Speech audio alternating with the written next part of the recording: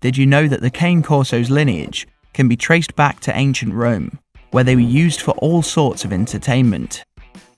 Or that they're capable of hunting down some of the most feared apex predators of the animal kingdom?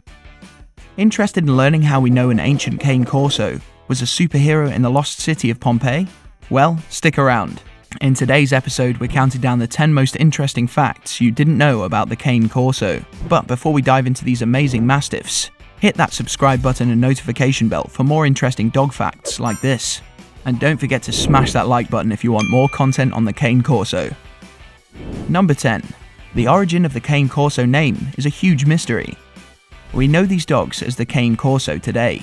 However, there's a lot of mystery that surrounds the breed's name. The word cane means dog in Italian.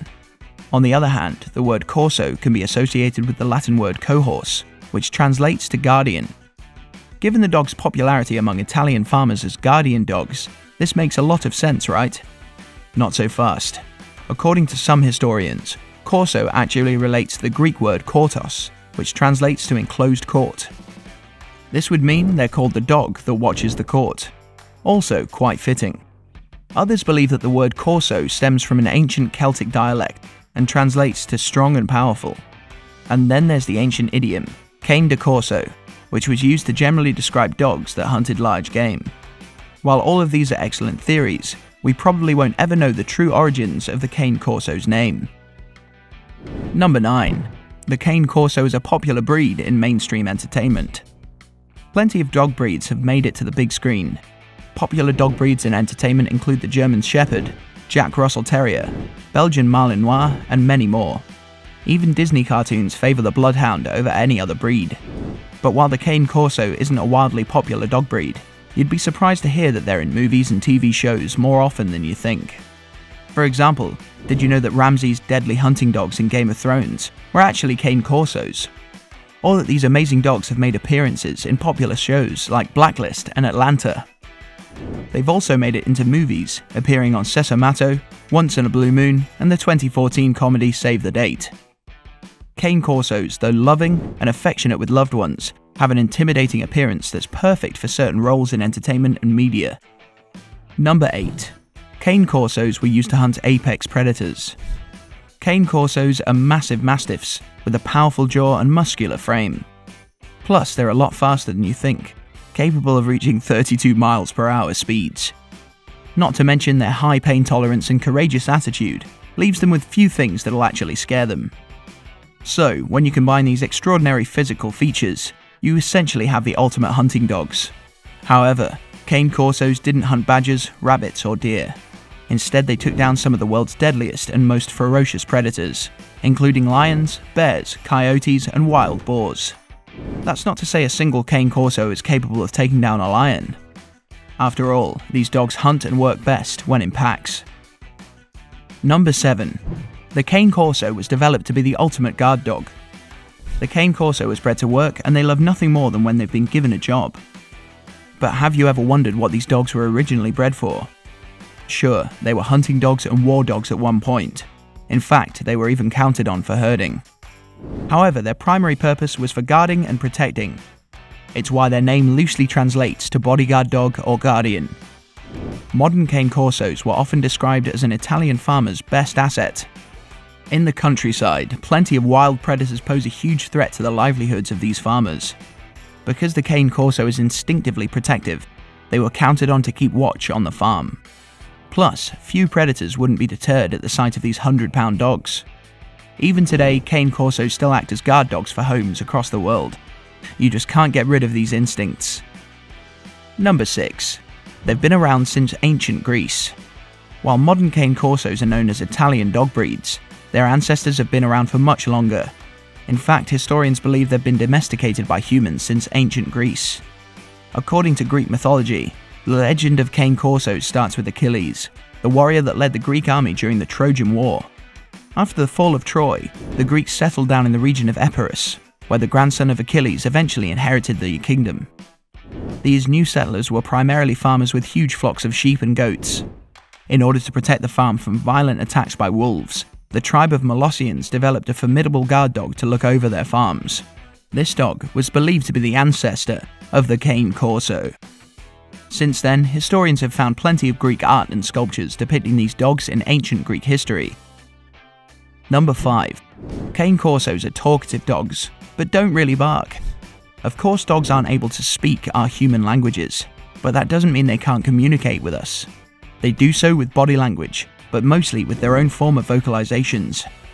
The first thing that comes to mind may be barking. However, Cane Corsos aren't heavy barkers. Instead, they bark when the moment is right, such as an intruder coming into the home or as a warning to a stranger. But, according to owners, Cane Corsos are vocal because they'll snort, grunt, and snore loudly. That's their primary choice of vocalization in order to communicate with humans. Number 4. A Cane Corso superhero was found in the ashes of Pompeii. Pompeii was an ancient city and region in Italy that was unfortunately buried under meters of ashes when a nearby volcano erupted. When archaeologists eventually found the hidden city 1748, they found the fossilized body of a large dog in the ashes. And while there's no definitive way to prove it was the ancestor of the Cane Corso, historians seem to believe so, based on evidence found. But how did researchers know that this Cane Corso was a hero?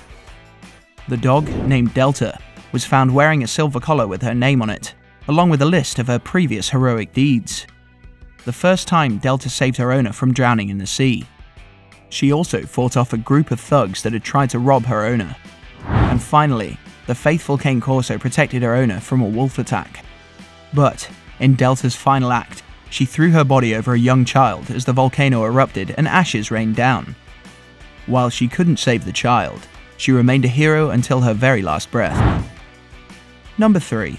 Cane Corsos are majestic dogs, according to the breed standard. Majestic. It's a word that's often associated with dignity and magnificence. And there's no denying that Cane Corsos are majestic dogs. No, really. Even their breed standard says they're majestic. At least according to the American Kennel Club. In fact, there are only 4 dog breeds recognized by the AKC that have the word majestic in their breed standard. The other 3 breeds include the Black and Tan Coonhound, the Field Spaniel, and the Neapolitan Mastiff. So next time you stare at your Cane Corso in awe, just know that the majestic nature of the dog was bred into these amazing creatures. Number 2. There are traditional and non-traditional Cane Corsos. Believe it or not, there are 2 types of Cane Corsos, and they even have 2 separate distinct bloodlines. Traditional Cane Corsos refer to the dogs that descended directly from the Italian Corsos that came to the United States in the late 1980s. These dogs are the true continuation of the old Italian bloodlines. Not only do they have a bigger frame, but they also tend to be more muscular, with larger bones.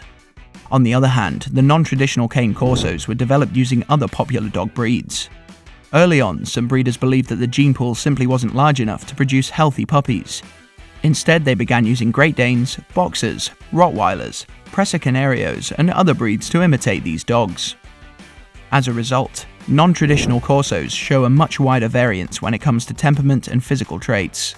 Plus, they also tend to be skinnier, though more agile than the originals.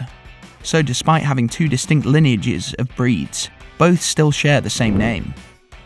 Number 1. Cane Corsos were used for entertainment in ancient Rome. We already know that Cane Corsos were once used as war dogs for the ancient Roman Empire, but they did much more than just guarding and serving the army. In fact, Cane Corsos were often used for blood sports in ancient Rome, as they were popular forms of entertainment back then.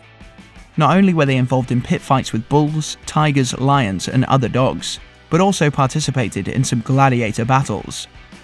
Gladiators that fought to the death were sometimes assigned dogs that would fight alongside them. Many of them were Cane Corsos. But out of all the types of entertainment in ancient Rome, these dogs were most successful in bullfighting. Similar to bulldogs, the goal was for a pack of Cane Corsos to wear down the bull by biting down and holding onto the bull's ears, muzzle, or other sensitive body parts. And while this type of blood sport continued to several centuries after, we can all be glad that it's been universally banned today. So, what was your favourite Cane Corso fact?